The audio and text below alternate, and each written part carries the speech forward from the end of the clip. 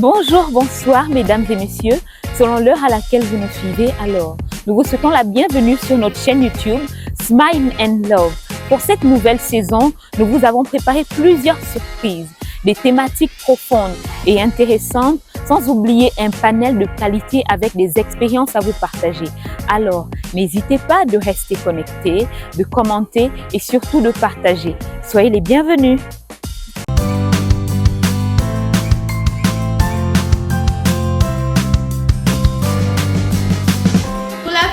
Bonjour, je suis Bélie de l'Ancientia.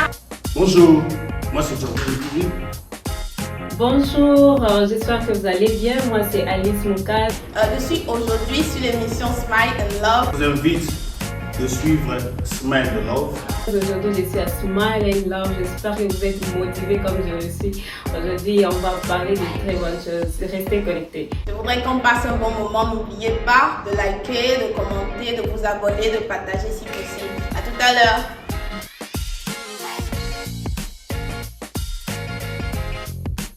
Comment est-ce qu'elle se manifeste dans le cadre chrétien? Bon, je dirais que la drague, c'est en quelque sorte des actions, un ensemble d'actions qui mènent à une relation amoureuse. C'est comme genre une sorte de prélude d'une relation amoureuse. Maintenant, dans le cadre chrétien, bon, on peut dire que c'est comme dans le monde. Quelqu'un ressent, bon, peut-être l'homme ou la femme ressent un truc pour l'autre. Quand il est courageux ou elle est courageuse, elle part vers l'autre, ou bien il part vers l'autre et lui dit, bon, je ressens tel pour toi. Et ceux qui ne sont pas courageux, souvent, ils deviennent les gentils, ils sont là à demander les petits trucs et tout ça. Quand on est assez intelligent, on sait que, bon, ils draguent. Voilà, c'est un peu comme ça chez moi. La drague, c'est d'abord... C'est sur le contact, en fait, c'est le premier contact. C'est ça qui fait en sorte que tu commences à connaître d'abord la personne qui est devant toi. En draguant la personne, tu vas connaître son nom, ce qu'il aime, et puis ce qu'elle désire. Quand il y a le courant, quand je dis le courant, c'est-à-dire que quand il y a la fluidité de la communication. Je t'écris, peut-être à 17h15, tu me réponds à 17h18. C'est ça qui prouve réellement que la personne, elle est intéressée.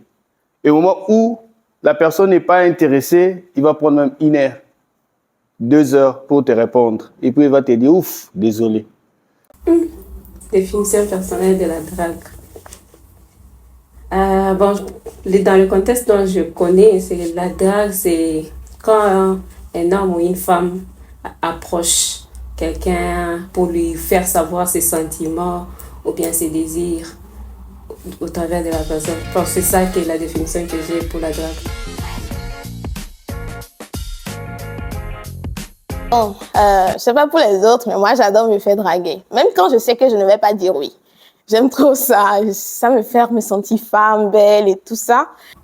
Bon, je pense que la drague, il n'y a pas les cadres chrétiens ou les cadres non chrétiens. C'est juste la drague.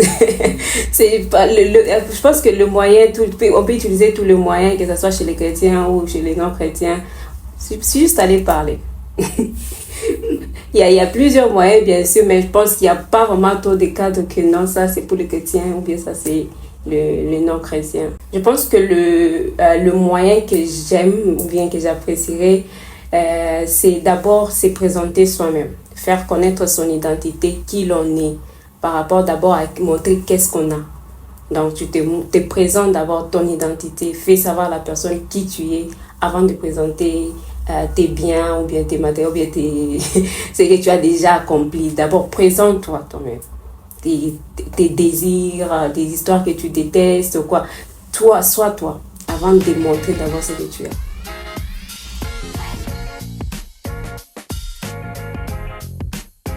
Pas pour les autres. Même moi, je ne m'attends pas particulièrement à me faire draguer à l'église. L'église, c'est beaucoup plus...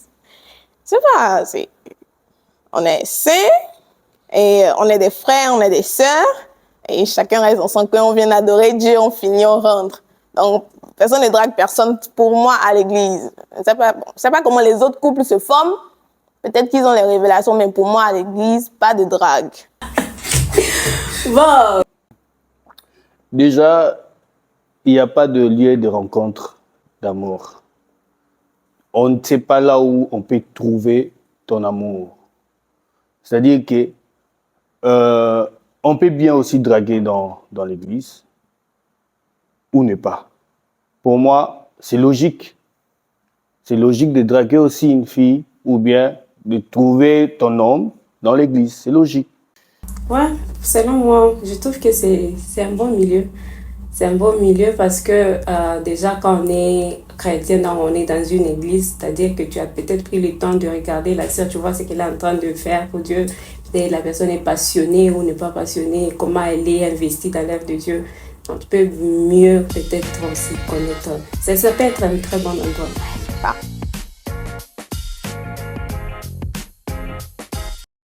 Ouais, ma culture impacte beaucoup. Déjà chez moi, on ne dit jamais non à quelqu'un qui vient te parler d'abord. C'est peut-être ce que la personne vient te dire, c'est peut-être à ça que tu dis non.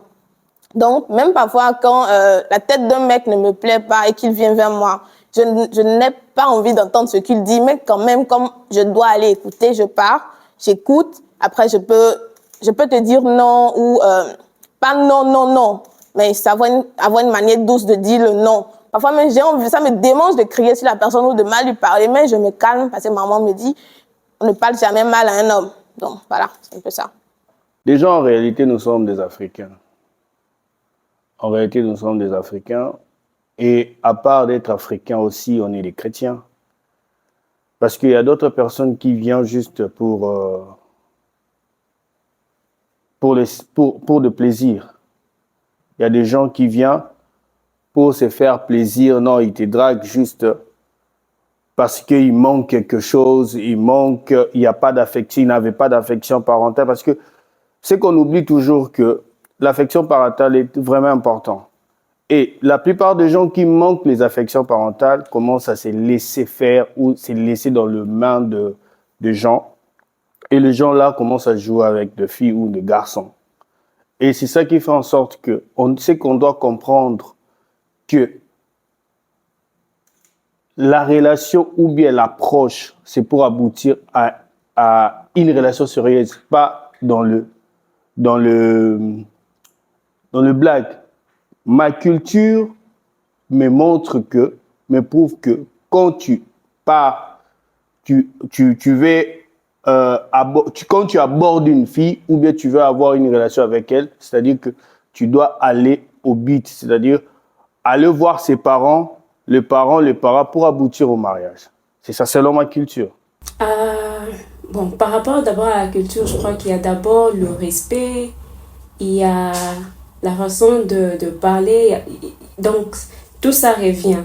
Si par exemple, je vois déjà que sa façon de parler, peut-être en me draguant, il a des phrases ou bien qui ne correspondent pas par rapport à ma culture. Par exemple, dans ma culture, c'est que on a le respect des aînés, on a le respect des femmes, il y a tout ça là. Mais je sens déjà que dans ta façon de parler, c'est comme s'il n'y a pas tout ça là. Ça peut influencer ma réponse. Ouais. Si oui, comment? Oui, dans le sens que une femme peut draguer un homme par des gestes, par des actions, mais je ne trouve pas aussi par rapport à ma culture, je ne trouve pas aussi très respectueux pour une femme d'aller directement ouvrir ses sentiments que non, voilà, je t'aime, je voulais passer ma vie avec toi.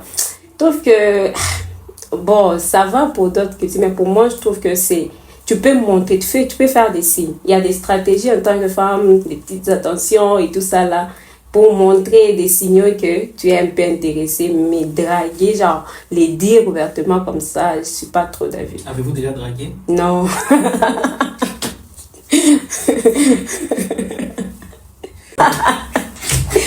Bon, selon moi, je pense que d'abord, pour mon cas, quand j'avais aimé mon mari déjà avant, mais je ne savais pas que lui avait des sentiments pour moi. Donc, je faisais des petits messages de salutations, pas que salut mon amour, quoi. Non, salut monsieur, vous allez bien. Donc, créer des petites conversations, commencer à parler, des débats et tout ça. Parce que plus tu es en train de communiquer avec une personne, si cette personne peut commencer à s'intéresser à toi. Ou bien connaître qui tu es, si peut-être vous n'avez pas l'occasion de vous parler. Enfin, il y a des choses comme ça où tu peux créer un débat, tu peux créer des occasions qui font que vous puissiez partager, vous puissiez un peu parler au fait. Je pense que c'est plus de la méthode que moi.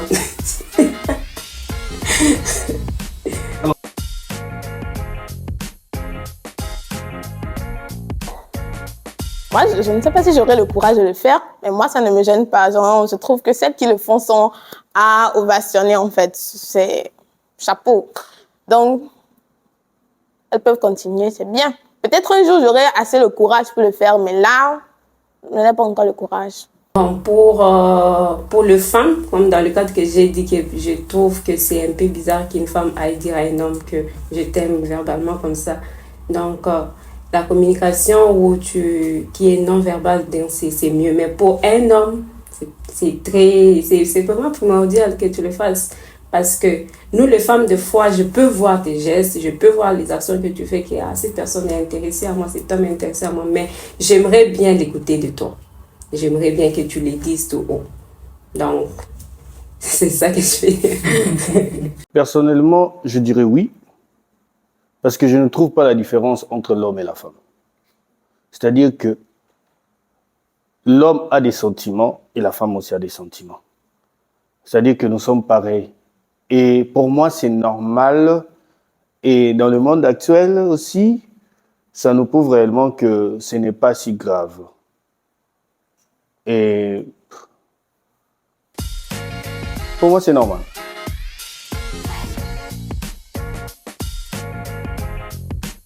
La communication non verbale, avec genre les jeux de regard. Je trouve que ça apporte un côté mignon au truc. On se regarde, parfois on se caresse légèrement les mains, les trucs comme ça. C'est chic, ça apporte un petit truc. Ça fait jolie façon. Des signaux, waouh. Par rapport à des signaux, on peut dire que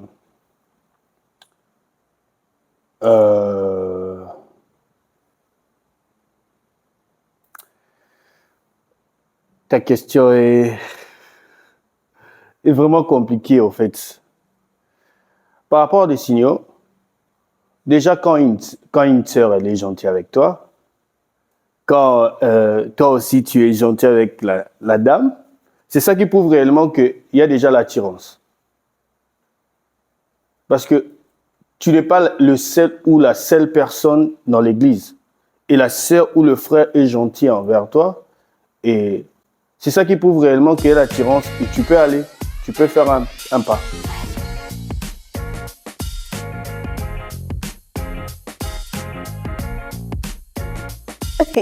Un refus.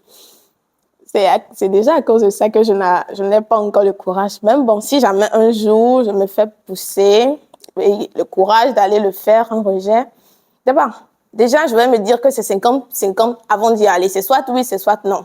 Donc je prépare mon mental au rejet aussi. Je vais beaucoup plus me préparer même au rejet que à l'acceptation du truc en fait. Et ce sera comme... C'est genre du ça passe ou ça casse en fait. Donc si ça ne marche pas, ça fait ça. C'est vrai que j'aurais honte qu'on fasse de la manière dont je me connais. J'aurais honte, ça va toucher mon ego. Je vais peut-être fuir la personne, me cacher, c'est pas mettre les verres, les cagoules et tout ça pour que la personne ne me voie plus. Mais avec le temps, ça va passer. Donc, ça va? Déjà, la première des choses, ce qui me fait mal dans tout ça là, je préfère que la femme, la fille, on me dit non, moi et toi c'est fini qu'on me refuse. Ça me fait très mal. Parce que je me vois, c'est comme si j'étais pas capable, en fait, ou bien, j'étais pas attirant, en fait. Mais en réalité, déjà, il faut mettre déjà dans la tête, il y aura oui ou non. Il faut s'attendre à ça.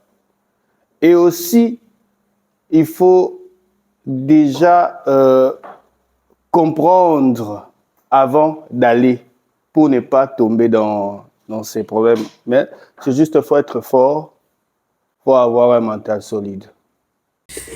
Bon, pour l'homme qui a été refusé, prendre du courage, je comprends que c'est la vie. Donc, c'est déjà quand on part approcher une sœur ou une dame, on doit toujours s'attendre que la réponse soit oui ou non. Il faudrait comprendre que de la même façon que tu as pris cette décision d'approcher cette sœur-là, il y a des choses que tu as vues en elle qui t'ont plu. Tu dis que ça, c'est une bonne dame et tout ça. Et peut-être qu'elle aussi, il y a des choses qu'elle voit en toi. Que c'est une bonne personne, mais ça et ça, je pense que ça ne peut pas collaborer, ça ne peut pas aller avec mon destin. Et c'est comme ça, il faut toujours prendre dans cet angle-là. Parce qu'il y a une chose que les hommes aussi ne comprennent pas, c'est que quand vous approchez une sœur, donc vous avez pris votre temps de l'observer de loin, voir ce qu'elle aime, comment elle est, son comportement et tout. Mais pour nous, les dames, c'est quand tu m'approches que je commence maintenant peut-être je n'avais pas les yeux sur toi. Et je commence maintenant à vérifier. Donc, je peux regarder des choses, je me dis que ça ne peut pas aller. Ce n'est pas parce que tu n'es pas une bonne personne, mais ça ne peut pas juste aller avec qui je suis. Yeah. Donc, comprendre que ce n'est pas parce qu'on t'a refusé que tu es une mauvaise personne ou bien tu es un mauvais homme. Non, peut-être c'est juste que parce que ton destin, mon destin, ça ne peut pas.